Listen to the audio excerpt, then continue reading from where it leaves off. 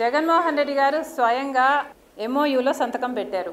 తన చెల్లెలికి అంటే నా బిడ్డలకి ఈ ఆస్తులు అన్నట్లుగా సంతకం పెట్టారు. ఇంతవరకు కూడా ఒక్క ఆస్తి కూడా నా చేతుల్లో పెట్టలేదు. సరస్వతి సిమెంట్కు సంబంధించి ఎంఓయూలో అది నా భాగానికి వచ్చింది కాబట్టి దాన్ని జగన్మోహన్ రెడ్డి గారు గిఫ్ట్ డీడ్ చేశాడు విజయమ్మ గారికి, నాకు కాదు.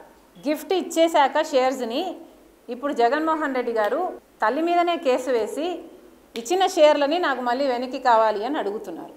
ఇది జగన్మోహన్ రెడ్డి గారు ఆయన తల్లికి చేస్తున్న మోసం.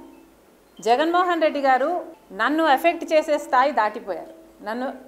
Jagan Reddy does not affect me anymore. నాకు ఆస్తులు ఇస్తాడా ఇవ్వడా అన్నది ఐ డోంట్ కేర్. కాకపోతే జగన్మోహన్ రెడ్డి గారు తల్లి మీద కేసు వేసిన వాడిగా మిగిలిపోతాడు. నా బిడ్డలకి, సొంత మేనల్లుడికి, సొంత మేనకోడలికి ద్రోహం చేసి వాళ్ళ ఆస్తులు లాక్కున్నవాడిగా మిగిలిపోతాడు.